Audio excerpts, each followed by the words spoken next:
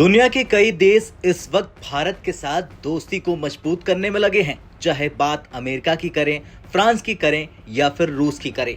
रूस की बात इसलिए भी क्योंकि अभी हाल में पीएम मोदी रूस गए थे, जहां पर रूसी राष्ट्रपति व्लादिमीर पुतिन ने पीएम मोदी को देश के सबसे बड़े नागरिक पुरस्कार से सम्मानित किया। लेकिन जिस वक्त रूसी राष्ट्रपति पुतिन पीएम मोदी का सम्मान कर रहे थे, ठीक उसी वक्त पाकिस्तानी सेना के joint chief of staff committee के चेयरमैन जनरल शाहिद शमशाद मिर्जा भी रूस पहुंच गए, जिसकी तस्वीरें रूसी रक्षा मंत्रालय ने जारी की। उन्होंने रूसी अधिकारियों के साथ बैठक की। इस बैठक के बाद रूस की ओर से बयान जारी किया गया, जिसमें कहा गया कि रूस और पाकिस्तान ज्यादा सैन्य संबंध बढ़ाएंगे। ये संबंध आतंकवाद से निपटने, अलगाववाद, अतिवाद, ड्रग्स तस्करी और सीमा पार अपराध के खिलाफ बढ़ाया जाएगा। तो ये रहा रूस का बयान। लेकिन दोस्त रूस ने ये ऐलान ऐसे टाइम पर किया जब पुतिन ने मुंबई से रूस के बीच बन रहे अंतर्राष्ट्रीय कॉरिडोर में पाकिस्तान को निमंत्रण भेज दिया और भारत को दे दी बड़ी टेंशन। सोचने वाली बात तो यह है कि पाकिस्तान ने ये मौका बिना रुके लपक लिया। पाकिस्तान ने रूसी राष्ट्रपति के निमंत्रण को बिना देरी किए स्वीकार कर लिया।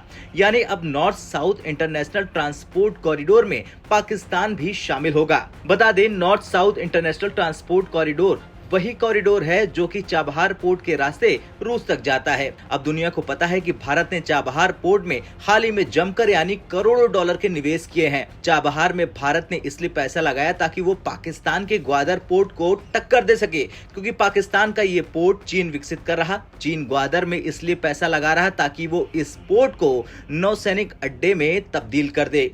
चाबहार बंदरगाह को INSTC परियोजना के लिए एक प्रमुख केंद्र के रूप में देखा जा रहा है। अंतर्राष्ट्रीय उत्तर दक्षिण परिवहन गलियारा यानी INSTC Bharat, Iran, Afghanistan, Armenia, Azerbaijan, रूस, मध्य एशिया और यूरोप के बीच माल ढुलाई के लिए 7,200 किलोमीटर लंबी मल्टी मोड परिवहन परियोजना है। अब सवाल तो यह है कि क्या सोचकर रूस ने पाकिस्तान को इस कॉरिडोर में शामिल किया। दरअसल हाल ही में संघाई सहयोग संगठन की बैठक हुई, जिसमें शहबाज शरीफ ने पुतिन से मुलाकात की। इस दौरान शहबाज ने पुतिन के सामने हाथ फैला दिया और शहबाज ने पुतिन के सामने कह दिया कि पश्चिमी प्रतिबंधों को मात देने के लिए बॉर्डर ट्रेड सिस्टम का इस्तेमाल किया जाए। सोवियत जमाने में रूस और पाकिस्तान के बीच बॉर्डर ट्रेड होता था। इसके तहत पाकिस्तान रूस से मशीनें और अन्य प्रोडक्ट का आयात करता था और इसके बदले में सोवियत संघ को चमड़े का निर्यात किया जाता था। इससे दोनों देश वित्तीय और बैंकिंग संकट से निकल सकेंगे। खैर, कुछ भी हो, लेकिन रूस और पाकिस्तान की ये दोस्ती